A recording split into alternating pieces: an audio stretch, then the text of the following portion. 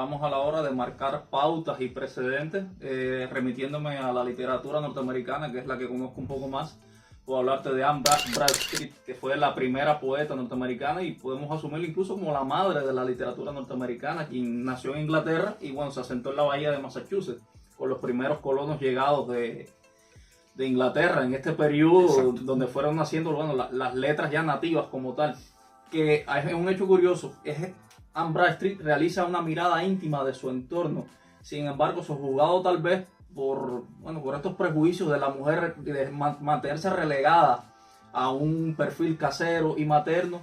Ella se vuelca en este intimismo y bueno, a través de eso, de su visión sensible, obviamente, que se dice incluso que era una mujer muy preparada, algo poco usual para la época, como ya sabemos, un lastre histórico que lamentablemente se tenía.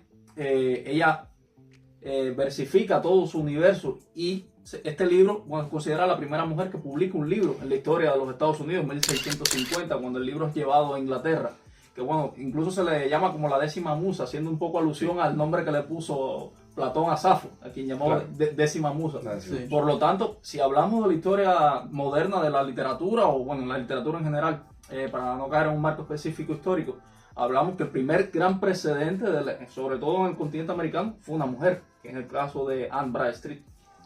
Perdonen, ahora que estás ahí en la misma franja geográfica y más o menos en el mismo tiempo, aunque con casi 2 siglos de diferencia, quiero hablar de en Massachusetts nace en 1830 Emily Dickinson. Sí. Que Emily Dickinson es una poeta extraordinaria. No se concibe la literatura contemporánea en Estados Unidos sin Emily Dickinson, sin Walt Whitman y sin Emerson, ¿no? Y también, bueno, sin Mark Twain, por supuesto. Pero de las voces femeninas, una de las más interesantes es la voz de Emily Dickinson, que convirtió la poesía en una forma de expresión extraordinaria y la convirtió en su rebelión personal. Muchos dicen que el padre de Emily Dickinson, que era un reverendo intransigente, la tenía encerrada en un cuarto. Ese es otro de los grandes mitos, pero en realidad Emily Dickinson, a raíz de un desengaño amoroso, según se tiene noticia, se encerró en su cuarto durante 20 años y prácticamente salió cuando bajaron el ataúd de ese cuarto.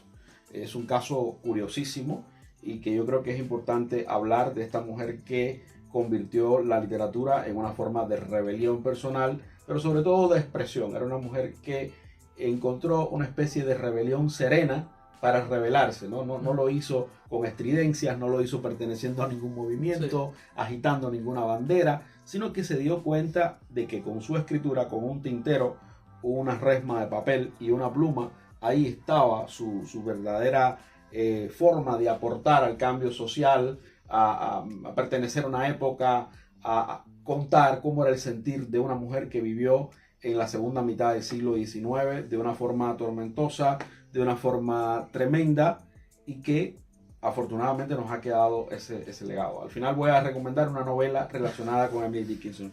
No, me haréis memoria, ¿ya? Bueno, yo creo que hay una cosa importante que se nos está olvidando de decir, y es por qué estamos específicamente hablando de este tema. Y es que hemos definido o hemos hablado en otras ocasiones acerca de esto, pero yo creo que hubo un detonante, o hay un detonante cercano, y es el hecho de que varias autoras femeninas contemporáneas de nuestro tiempo se identifican o alzan una voz diciendo que ellas de alguna manera han empezado una rebelión o es su tiempo de comenzar una rebelión. Y entonces, ¿qué estamos haciendo nosotros en este momento? Es definiendo que esa rebelión ha ocurrido hace mucho tiempo. Yo creo que eso es importante que lo establezcamos de alguna manera. Y es donde quiero caer actualmente en la parte más contemporánea de todo este asunto, de todo lo que estamos hablando. Y que todo tiene que ver en cierta medida por una especie de, por decirlo de alguna manera, de venganza histórica. Tú hablabas de una influencia judeocristiana como tal en la sociedad moderna, en cómo se conciben los roles que tienen las mujeres, los hombres, exacto, el individuo de manera general, porque es real, hay una influencia real en esto. Lo que sucede, o por lo menos lo que hemos percibido, es que actualmente es el ser o el hacer algo de manera creativa, de manera que se pueda difundir, se ha parcializado, se ha fraccionado, si eres hombre o si eres mujer. Es decir, vivimos en un tiempo en que ciertamente muchas editoriales, porque me ha sucedido, me han cerrado las puertas por ser hombre. Es decir, no es algo que sea imposible, me ha pasado que me he mandado manuscritos y me han dicho no, porque solamente publicamos mujeres. Y yo realmente esto lo veo bien desde el punto de vista que buscan impulsar la literatura femenina.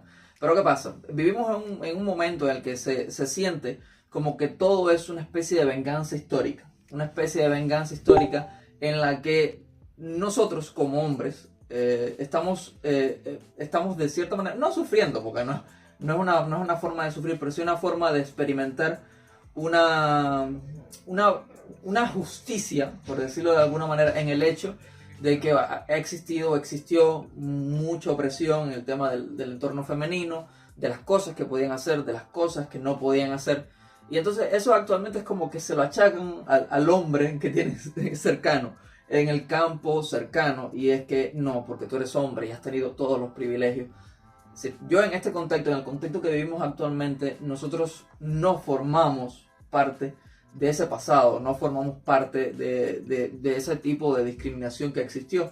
Incluso de este tema derivan muchísimos temas, como el tema de la justicia histórica y de México pidiéndole a España que le pida perdón. Lo que quiero tratar de establecer es que la relación histórica entre la opresión femenina del siglo XX, del siglo XIX, de hasta el principio de los tiempos, realmente representarla y decir que ahora es el momento, es la victoria, es la revancha, porque durante muchos años han sido oprimidas, es porque realmente no le veo un peso como argumento al buscar una venganza, es decir, vamos a hacerlo porque durante todo este tiempo fuimos así y ustedes han establecido esto.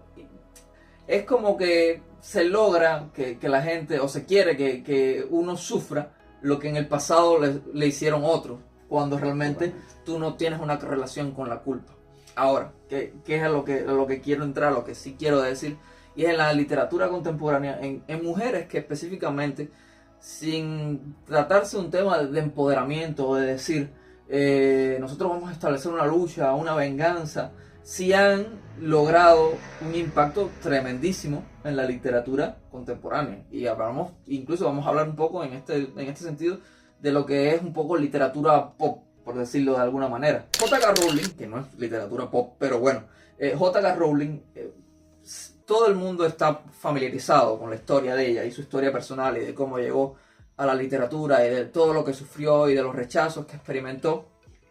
Pero el hecho de ser mujer no le impidió en que su novela, en que su saga de Harry Potter se convirtiera en uno de las historias, de uno de los libros más vendidos de todos los tiempos, incluso convirtiéndola en una de las mujeres más ricas del Reino Unido. Incluso hubo un momento en que fue la segunda tras la reina de Inglaterra.